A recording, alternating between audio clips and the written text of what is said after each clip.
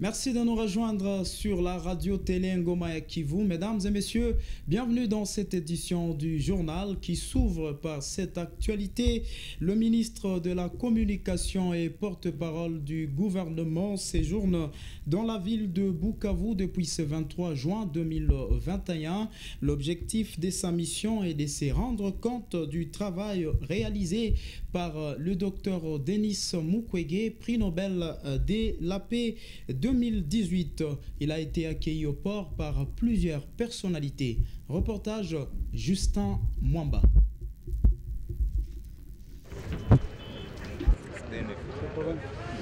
Accueilli au port Iousi par le ministre des Communications et porte-parole du gouvernement provincial Swedi Bassila, le porte-parole du gouvernement national, le ministre Patrick Muyaya, n'avait qu'une seule mission, celle de s'entretenir avec le prix Nobel de la paix, Denis Mukwege, sur ses réalisations. La prise en charge des victimes de violences sexuelles, mais aussi sa place au niveau mondial, ont été au menu des échanges entre ces deux personnalités. Le ministre Patrick Muyaya. Et nous considérons que le docteur Mukwege est un des vecteurs aujourd'hui que la République démocratique du Congo peut utiliser pour montrer justement la conscience et les efforts que nous faisons pour que le pays puisse en sortir, particulièrement les femmes qui ont été victimes de la barbarie de ce que le pays a connu.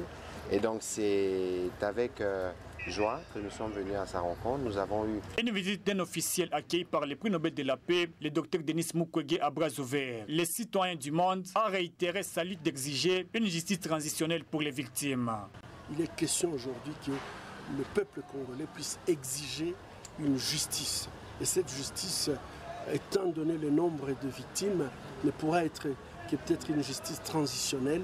Et cette justice transitionnelle, à mon avis, doit avoir une partie, un mécanisme judiciaire et des mécanismes non judiciaires. Au Sud Kivu, le porte-parole du gouvernement congolais, Patrick Muyaya, a été reçu également par le gouverneur Tongo Bidjikassi dans son cabinet à Nyamoma. Dans le même chapitre, le président de l'Union pour la nation congolaise matérialise sa promesse de venir à la rescousse de l'Institut supérieur pédagogique de Bukavu après l'incendie qu'il a frappé le mois passé.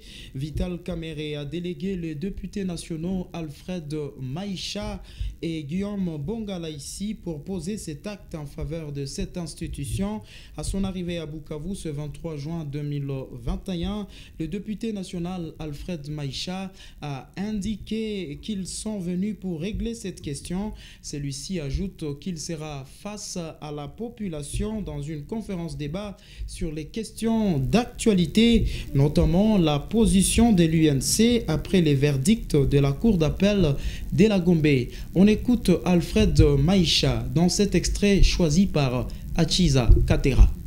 Le président national de l'UNC, l'honorable Vital Kamerhe, malgré la situation difficile qu'il traverse, il a souhaité également associer ses efforts à l'ensemble des efforts de toutes les personnes de bonne volonté pour qu'il apporte un tant soit peu sa contribution à la reconstitution de cette université qui a connu cet incendie dernièrement. Après cela, nous allons à la même occasion nous entretenir avec la population dans la salle Mater Dei ce samedi prochain à 13h autour de l'actualité politique dans ce pays, en majorité orientée vers la position de l'UNC, notre parti politique, dont après le prononcé du jugement unique de la Cour d'appel de la Gombe contre le président Vital Kamerhe. Donc il n'y a rien qui échappe au président Vital Kamerhe.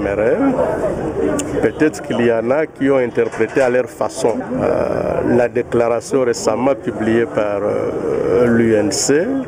Mais je voudrais vous dire que le président Kamerhe la connaît mieux que quiconque, parce que c'est lui-même qui l'a corrigé d'ailleurs. La fondation Justin Mastaki vient de disponibiliser de gros bus pour un transport gratuit des usagers du tronçon lycée Wima Chiriri, une faveur accordée aux habitants de cet axe du 23 au 25 juin 2021. C'est dans le souci de faciliter les transports en commun. Eric Chokola, Gislain Watongoka pour plus de détails. Depuis avec capacité de plus de 25 personnes feront des allers-retours sur cet axe, et c'est là chaque jour pour permettre à ses habitants de mener leurs activités dans les centres-villes et revenir sans complication aucune. Le tout premier bus a transporté le premier passager gratuitement sur place. Partis de la place de l'Indépendance, ils sont arrivés à Chiriri sans donner même un sou. Pour le député Justin Mastaki, coordonnateur de la fondation qui portait son nom, la disponibilisation de ces bus est consécutive au problème des déplacements et d'insécurité qu'ont connu les habitants de Chiriri par manque de transports en commun. Il appelle les bénéficiaires à les protéger en bon père des familles.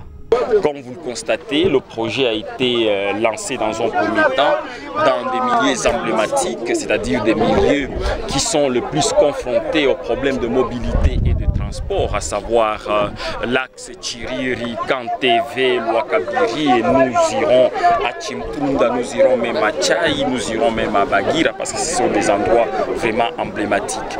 Eh bien, comme le lancement a été effectué aujourd'hui, il y aura 3 jours de gratuité absolue, mais lorsque ce délai de 3 jours va expirer, alors nous allons commencer à faire payer, mais uniquement la moitié. Nous avons voulu essayer d'apporter une petite solution par rapport à ça. Chaque soirée, les habitants de Kanteve Chiriri peinent à regagner leur domicile par insuffisance des moyens de transport, ce qui justifie un offre de soulagement de la part des bénéficiaires qui promettent s'approprier les projets du député national Justin Mastaki. La Ligue de consommateurs des services au Congo-Kinshasa appelle la Régie des eaux à la mise en place d'une politique de remplacement de ces installations en mauvais état pour éviter de pénaliser la population par le manque d'eau. Dans sa sortie médiatique de ce mercredi 23 juin, la Likoski croit que le mauvais état des installations de la Régie des eaux est cause principale du manque criant de cette denrée dans plusieurs quartiers de la ville de Bukavu. Eric Chokola, Charmant Chifoulirou, reportage. La Likoski doute que cela ne soit pas causé par de multiples pannes constatées sur les réseaux de distribution d'eau dont nombreux ne sont pas réparés. Cette structure de défense des droits des consommateurs fustige que suite à la problématique des manques d'eau, certains habitants dans plusieurs coins de Bukavu sont obligés à recourir à l'approvisionnement archaïque communément appelé bisola et d'autres dents de rivières et lacs avec comme conséquence maladies hydriques, noyades et viols. Elle regrette que les abonnés non approvisionnés ne cessent de recevoir des factures forfaitaires pourtant pas logiques. La Likoski a été contactée par plusieurs abonnés de la Régie des eaux qui se plaignent de la carence d'eau dans plusieurs contrées de la ville de Bukavu. Vous serez d'accord avec nous que l'eau c'est la vie. Au sud Kivu, la Régie des eaux affiche un déficit de 20 000 mètres cubes d'eau par jour. Nous avons aussi constaté que les réseaux de la Régie des eaux ne disposent pas de bouches d'incendie, alors que la ville de Bukavu fait face à des cas d'incendie à répétition. On doit prévoir des bouches d'incendie à chaque 90 mètres, ce qui n'est pas le cas pour les réseaux de la Régie des eaux.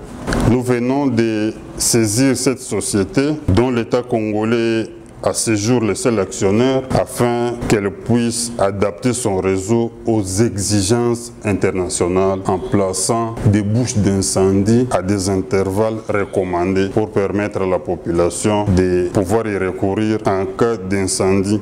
Une facturation forfaitaire de l'eau, elle est illégale parce que la loi interdit formellement toute facturation forfaitaire. Nous avons invité la Régie des eaux, en vertu du droit à l'information, à pouvoir mettre à notre disposition ces politiques d'amortissement et d'investissement avec un chronogramme détaillé qui lui permettra de faire face à la demande croissante en eau potable dans la ville de Bukavu. Pour rappel, cela fait environ 2 ans que la Likoski avait déposé un cahier des charges aux animateurs des institutions politiques en RDC dans le cadre du contrôle citoyen pour exiger une solution aux défis sécuritaires d'accès à l'éducation, d'accès à l'eau et à l'électricité ainsi qu'aux soins de santé. Le veuve de la province du Sud Kivu plaide pour l'amélioration de leurs conditions de vie, cela en majorant les primes qu'ils obtiennent de la part du gouvernement. Ils ont lancé ce message à l'occasion de la journée mondiale de veuves célébrée chaque 23 juin. Dans un entretien avec la RTNK, Madame Marceline, l'une de veuves vivant à Bukavu, renseigne que ces montants ne leur permet pas de nouer les deux bouts du mois. Dans un autre chapitre, elle demande aux autorités de travailler pour leur protection. Marceline se plaint du fait que les veuves sont victimes de plusieurs exactions, notamment elles sont accusées de la sorcellerie, la discrimination et autres méfaits, les tout sous un silence radio des autorités. La veuve Marceline est ici interrogée par Natacha Mingou. Andrea. Vous voyez que si la personne reste veuve, personne qui les respecte. Ou bien on prend l'air bien. Dire qu'elle est sorcière, ce n'est pas parce qu'il est comme ça. Mais c'est pour qu'on puisse prendre l'air bien. Nous disons encore que l'État regarde pour les veuves et les orphelins. Les 8 000 qu'on nous paye, il ne fait rien. Nous demandons aux autorités de regarder qu'est-ce qu'il va faire pour nous. Puisque nous sommes dans les souffrances. Chaque jour, vous voyez, les veuves et les vieillards passent pour faire le vagabondage. Avoir à manger, il faut vagabonder. Alors nous disons aux autorités de nous aider.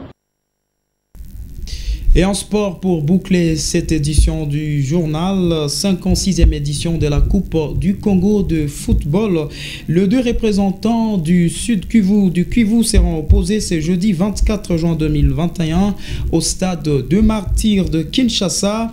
Un match comptant pour le quart de finale de la compétition. Il s'agit du FC Étoile du Kivu et du FC Lubero du Nord Kivu.